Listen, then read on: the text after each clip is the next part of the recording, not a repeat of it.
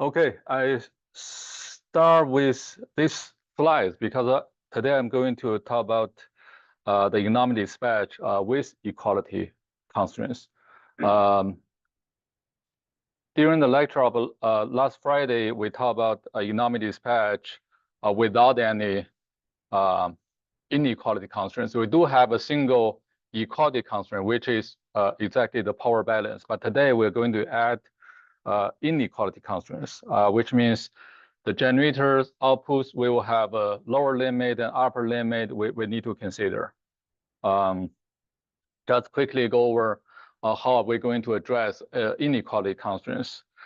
So we know if we have the cost function, which is the total cost for generating power, and we have equality constraints. For our economic dispatch problem, there's only just single equation. There's just only one. The k is just one. It's just single one. And then we can add some inequality constraints, which means something is less or equal to 0. So this just to model how we can limit the output of the generators not to be too high or not to be too low. So the idea is to solve this problem is to have this Lagrangian function L. The first is just original cost. The second is just the penalty we're going to pay for violating the equation, right? Equality constraint. And second is just the penalty we're going to pay for violating inequality constraints. So if we only have just cost itself and together with equality constraints, this is very simple. We just find the stationary points of L by calculating partial L, partial F, partial X, and partial L, partial lambda. Then we'll check the values, the cost value at each point to find which is smallest one. But if we involve inequality constraints, we definitely can also deal with those constraints similar to the constraints, equality constraints, by introducing the mu. Here, they also Lagrange multipliers. So we multiply this mu by each the expression of inequality constraint. So we also add those components into the new cost function L. But there will be two condition possibility. First is each inequality constraint is satisfied, fully satisfied, which means it's the value is within the boundary, not reaching the boundary. The second is just at this boundary. So which means we need to deal with them differently. So there will be the so-called KKT conditions. K conditions is proved to give you a set of either equations or inequalities to help you to fully represent what happened with those inequality constraints. So I remember I used a figure to try to give you some idea why the KKT conditions will fully cover the inequality constraints. But here you can just remember the KKT conditions include 3 items. Okay, the first item is just the inequality constraint itself, right?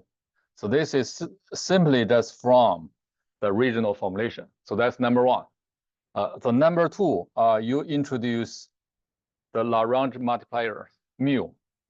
The multiplier, because physical meanings is some penalty. So penalty here will not be negative. It can be 0, but it usually will be positive if violate the limit.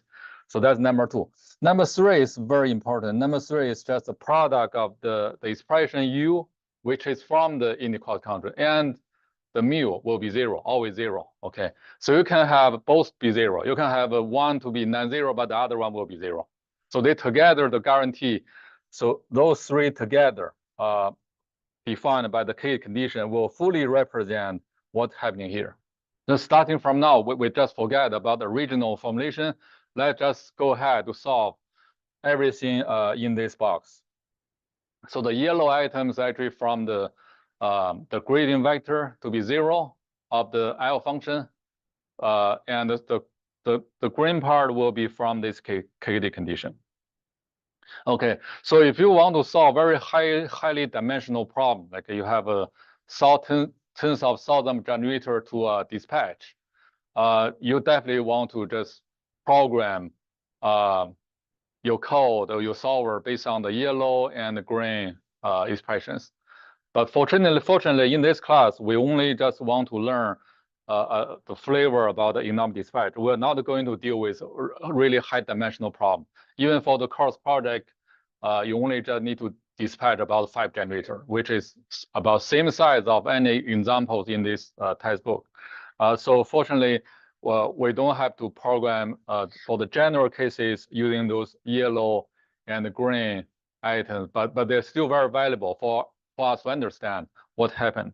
So here, we can replace the KKT condition by simply 2 scenarios. The first scenario is just the multiplier to be 0, and this u will be negative, right? Or second is the mu is positive, but u has to be 0 because their product has to be 0. So those scenarios seem to be very easy, much simpler or much easier to be understood compared to everything here in the K condition. But believe me, for the K condition, that's very important if you really want to create a very general code. But in this class, if you don't fully understand K condition, you want to check for scenario 1 or scenario 2 to make sure you cover everything. That's totally fine. Okay, right? So now we're ready to go to the enormous dispatch. Question? Study of the lambda again and also the mu in the origin. Okay. So lambda and the mu, they're both called Lagrange multipliers. Oh. Okay, they're just multiplier, but it just have different meaning. So the method, the total method is called Lagrange multiplier method. The idea is you have original cost function, right? So if you don't have any constraint, that's easy. You just solve the gradient vector. The gradient vector has to be 0. We mentioned there's step 1 to find the gradient vector to be 0, but that can be minimal points, maximal points, or the saddle point, but you can check which one give you the minimal cost. That's easy. If you add equality constraints, this one only, so instead of calculating gradient vector of f, you calculate gradient vector of L. L actually includes both x and lambda. Okay, because there's no room for the equality constraint to negotiate. That become part of your formulation. Okay, the third step, if we also add inequality constraints. Inequality constraints compared to equality constraints, it add a little bit thing different because inequality constraints also include equality right here.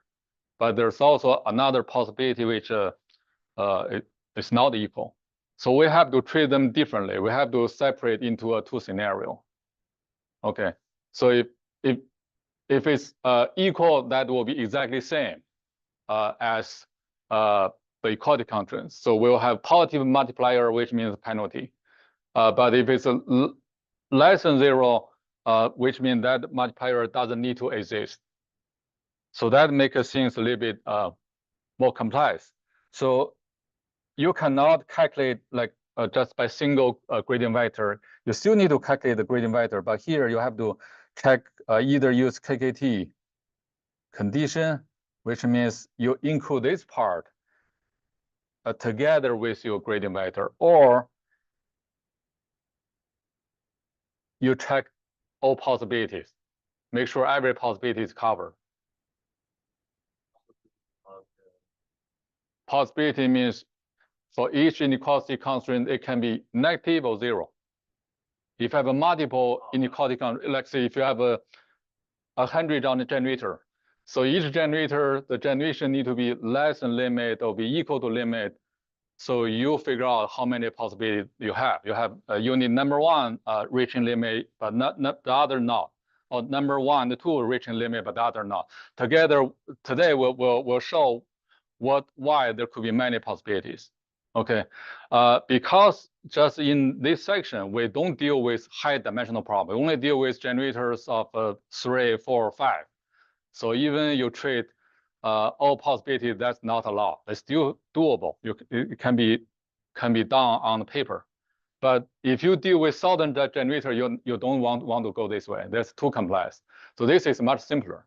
Yeah, there are some technique to help you to solve those together for you. No matter the dimension can be very high, the scalability can be much better than what we're doing today. But the focus of this class is just give you a flavor idea on what economic dispatch problem need to address. So we're fine.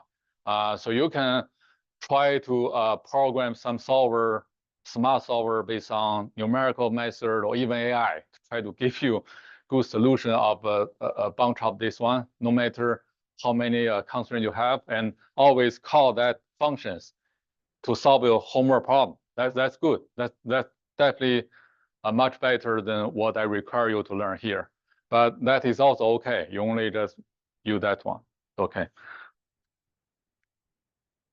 Any other question? All right, so we are ready to move on to the problem. Oh, another thing is let's quickly just go through what still the cases without limit. If the economic dispatch only have equality constraints, which is the power balance, the total generation is equal to the total load. So which means we only just need to solve the gradient vector of L to be 0, right? So the solution can be found analytically, fully analytically, which means there are 2 steps you can do. Those are the 2 formulas from the textbook. And when you work on the homework problem, there's one problem asks you to use those 2 formulas to directly solve the problem. So you know what those formulas are if you don't have the textbook in hand. Okay, so for this case, that's very simple. Only this one slide, only just you just do step 1, step 2, step 3. Step 1, since you already have the cost function for each generator, you know alpha, beta, gamma, everything, right? So you can directly calculate step 1. Step 1 will give you a lambda, which is the equal incremental cost, which is like a price of the market, like market equilibrium. Every generator need to agree with the same price. So like a negotiation. So if there's many power plants, some power plant may think probably I can, if I know this is my market price, maybe the dispatcher assign this price to me, ask me to generate electricity at this price. What if I make the price slightly lower? Can I generate more? Okay, there could be some there's some gaming inside, but this tell you for eventually, no matter what dynamics it can have in the market, eventually every generator has to agree with the same price. Otherwise, the market is not stable. So that is the price you calculate, and give the price to this formula that tell you how much generation you're going to provide. Okay, and then when you know each generation, you plug into the cost function, you know the total cost. That's simple. That's very simple. Another homework problem, this is just an example showing simply working through the step 1, 2, 3 to get the lambda, pi, and cost. So what happened is, so each lambda, before we determine the value, each one is a linear function. So which means every generator can have a different price function. Like for instance, this one, when we increase the P at the same speed, this cost increase slower than the other 2. So this is like cheapest units, and this is more expensive unit.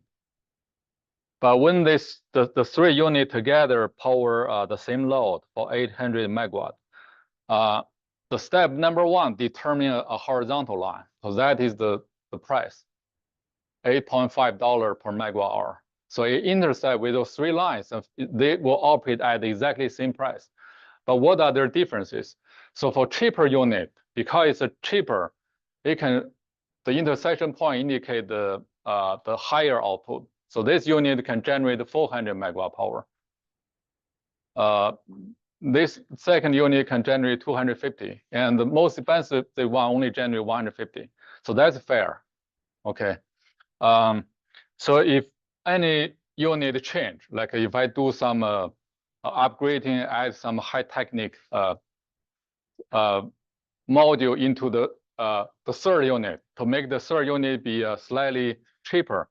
So what happens is that line will become, let's see, the line will shift, which means to generate the same amount of power, the price actually go down. So what will be the new equilibrium? So if we check the intersection points now, the total, the three together will now be 800, right? So if you calculate, they say 250 is 400, this one become 200. So total become the total will be 850. Bigger than 800. So which means if I make any change on the price curve of any unit, so all the unit have to move to adjust the output to reach, if we maintain the same load and change. So what happened is that there will be this curve will move down.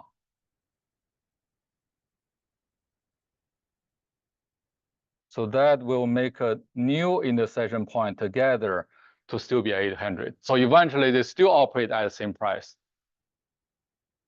Okay, this is the dynamic I was talking about.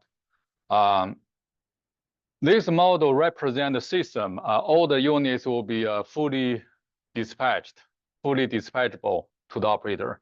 And the operator knows full information about the price of any unit.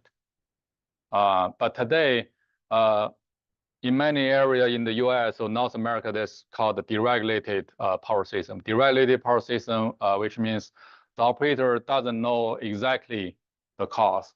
The owner of the generator, you provide this cost information. It's up to you. You can provide this curve or that curve, but finally the operator tell you what price what output you need to generate electricity. Okay, so you can play with the market, but eventually, so there will be some dynamics. Back to around 2000s, when the electricity market was deployed in the first few years, there's something happened in California because the market was not designed back then.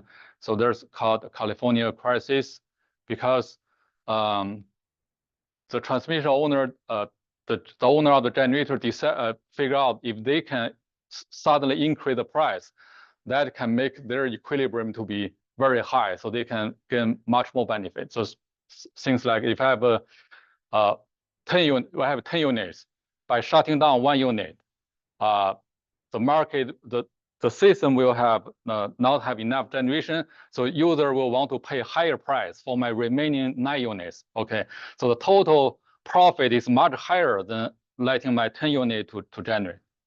So that can happen, but later they figure out how to avoid such things. But today, each generation owner they need to report this curve, and the system operator, which is the independent system operator called ISO or RTO, we have learned from the first section, they decide the equilibrium point. So they're going to solve the economic dispatch problem. At the end of Friday lecture, we also show this one using the Newton-Raphson approach to solve this problem. In this case, we don't go through the step 1, 2, 3, but we will take iterations 1, 2, 3, right, until it converts to a solution. You can give an arbitrary price. This one doesn't have to be same as the final equilibrium price or the equal incremental price. It can be very different, very far away from the price, but no worry. So this approach is, I have this initial price, I just plug in this formula. I just assume this is our formula from step number 2, right? Instead of give it the accurate price, I just gave you arbitrary value. So it will tell me some output. Then I plug in this output into the power balance equation. But definitely the equation will not be 0. So there will be some gap. Then using the gap, I do iterations based on the Newton-Raphson approach. It will tell me something I need to update for the price. Then I go to the second iteration. So for this case, even the initial guess is very bad, but it gave me how much I need to update. I need to go up by 2.5. So we know by going up 2.5, I get the balance to be held. So finally, we solve the problem. Only by 1 or 2 iterations, we find the final solution. So that's exactly same as the solution from previous slide. Okay, so you have 2 approaches to solve in OptiSpec. First, you can use those formula. And second, you give it some initial guess and just iterate. And after some iteration, it will reach a final solution. So for the economy dispatch, a problem without inequality constraints, which means all the generators have no limit. Both approaches are fine. But when we move to the new problem with generator limits, this problem is better, okay? Because it can iterate. All right, so now let's start talking about the formulation. So we add those inequality constraints. Basically, we assume every generator has an upper limit, which is a PI max, and a lower limit, which is PI min. There's no room to negotiate. If you change your output and which reaches the either limit, you need to stop there. You cannot go beyond that limit. So this one is equivalent to the PI minus maximum is less or equal to 0, or the minimum minus the output is less or equal to 0. Why do I want to change the inequality in this format? Because in original formulation, we have U is equal U is less than 0 or equal to 0. So this is just our standard form, right? Remember earlier we have this is our standard formula, U. Okay, so we have 1 equality constraint and 2 n inequality constraints. So next step, we create the L function, which has original cost, the penalty due to the equality constraints, and penalty due to the inequality constraints about the upper limits, and the penalty due to the inequality constraints about the lower limits. Because each such equation corresponds to 2 inequality constraints. So finally, how many multipliers we need to introduce? We introduce 1 lambda and nj mu's and nj gammas. So finally, we have originally we have ng x, right? We have 1 lambda. We have ng mu. We have ng gamma. So we have 3 ng plus 1 total variables. We actually largely extend the dimension of the problem. Then we need to calculate the gradient vector for the L function. First, let's calculate the element with respect to p and lambda. So those have to be 0. There's no room to negotiate. So which means the L function in the increase the higher dimensional space, at least in the dimensions about the p and the lambda, they need to look like stationary points. Okay, but for the other in the other dimension about the mu and the gamma, we don't know. We need to utilize the KKT condition to decide what they look like. Partial L, partial P means you just directly calculate the partial L with respect to P. And this one, is equal to just dc by dp. And because in this L function, we only keep the items related to pi. So to check which one related to pi. So this one is related to pi. So there will be, there's a negative sign, so there will be a negative lambda. And this item also related to pi, so that's a positive mu. And this item related to pi, there's a negative sign, so it's a negative gamma. Okay. So we have the first equation, which is similar to the early equation we had, but there's two new items, the positive mu and the minus gamma added to this equation. We can just put the equation here. The second is a partial L, partial lambda, that's same. That's just same as the equality constraint. It's power balance. There's nothing new. And the third and the fourth one will be tricky. So we have inequality constraints. So that may not be zero, which means they may not be at the stationary point. So we have to utilize our KKT condition to decide how we're going to address those two items. So KKT condition says for each inequality constraints, in this way, we have add three things. The first one is the inequality constraints itself, right? Remembering we show first is if the inequality constraint itself is equal to 0 or less than 0. The second, the multiplier has to be non-negative. The third one, the u and the mu has to be always 0. Okay, so we need to add those three things for each of the elements related to a partial L, partial mu, or partial L, partial gamma. So we just put them into here. So this is the number one. That's the inequality itself, right? And those are the number two. That tells the multiplier cannot be negative. Then those are number three. They said the product have to be 0.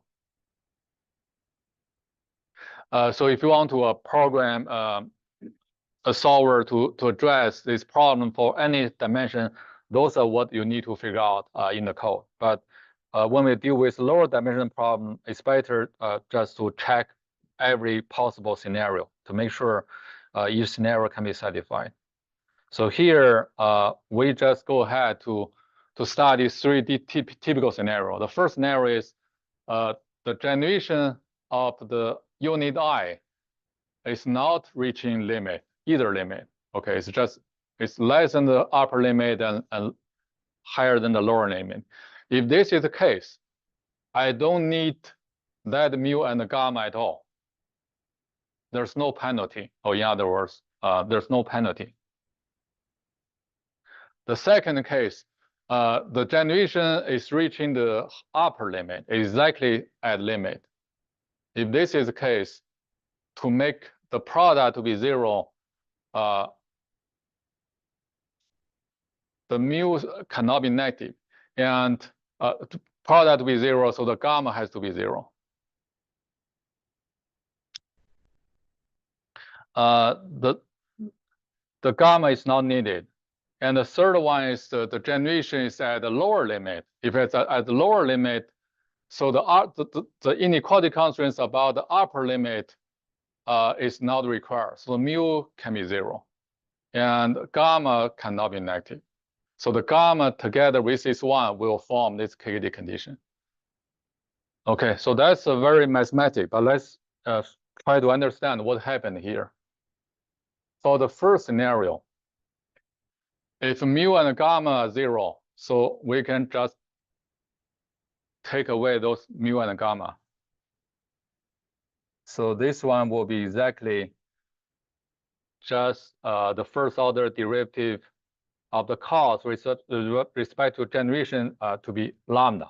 This is exactly same as our problem without generation limit, right? It tells all the generators if they are not reaching the limit, they need to have the same incremental cost. So think about a problem. Even I give you the upper limit, lower limit, but when you try to dispatch all the unit, none of the unit reach any limit. So which means even the limit are there and not applied to your solution. So basically, you are solving a no limit problem. This is what it tells. So it's still, if any units they're not reaching the limit, they need to operate at the same incremental price, same incremental cost. So what if one unit is reaching the upper limit? The second case. If that's the case,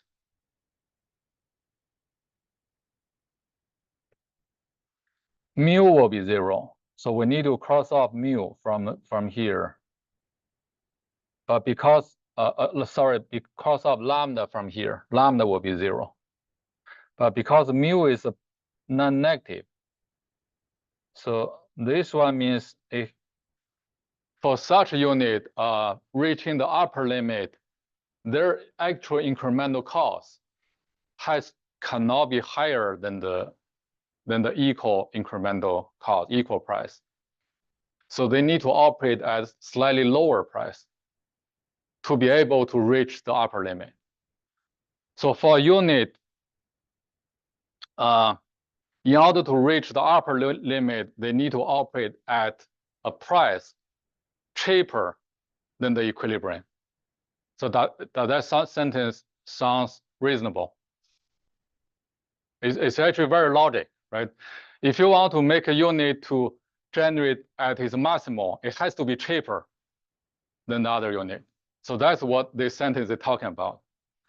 For the third scenario, when mu is 0, we just cross off the mu from the original equation here. So for that unit, the price will be lambda plus gamma. Gamma is positive, which means this one cannot be lower than lambda. So lambda is actually the equilibrium price. And for such unit reaching the lower limit, this price should be higher than the equilibrium price. This says if a unit is more expensive, we can only allow that unit to operate at the minimal value. We don't allow it to generate more. So the physical meaning is those three sentences. All units operating within limit, if they're not reaching either limit, they have to have an equal incremental cost, which is lambda. And this lambda is solved using a similar approach as we did for the formulation without limit, either by approach number 1, by step 1, 2, 3, or do the iteration. If we found any unit operating at its upper limit, which means this unit should be cheaper. It cannot be more expensive than lambda. Otherwise, it doesn't make sense. If this final unit is, if it's very cheap, the cheapest one, we want to first make sure this unit to generate the maximum power, right? For the remaining part, we'll do dispatch. Similarly, for some unit, I think should be not cheaper.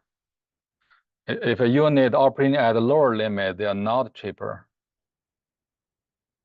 than lambda. If this unit are more expensive, they can only output at their minimal value. We don't allow them to generate more, right? Maybe a typo, just missing not. Okay.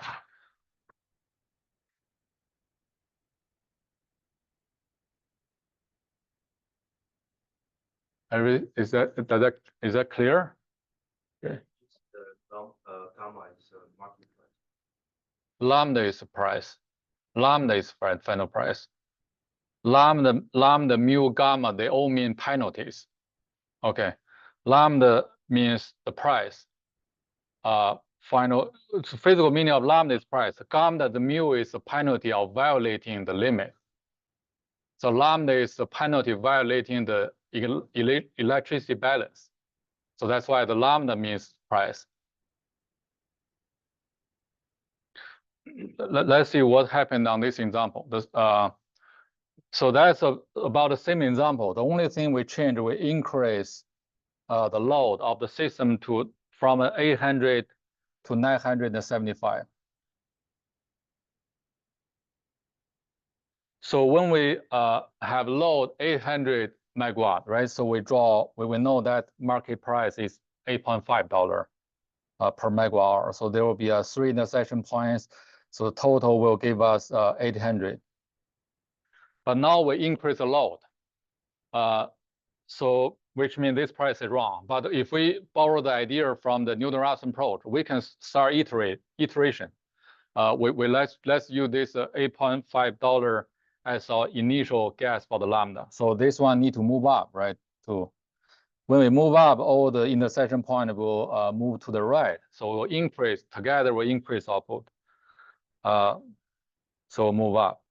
So if we move up to this position at yellow, at this point, it reached the limit, the upper limit of the third unit. The third unit is not number one. Yeah, this one is the cheapest one because it has a smallest slope. By increasing the same amount of the power, this dollar amount increase the slowest. So when we reach this position, is actually intersect at the maximal point for the unit number one. But unfortunately, the total intersection point, if you add those value, it doesn't give you our goal. It only give you 906. It's still certain gap. But for this unit, we cannot increase further. We cannot go beyond. We cannot, that will be wrong. That will damage this unit. So the unit number one will be fixed here. Okay. So we decided the output for the unit number one. But for the other unit, we need to further increase.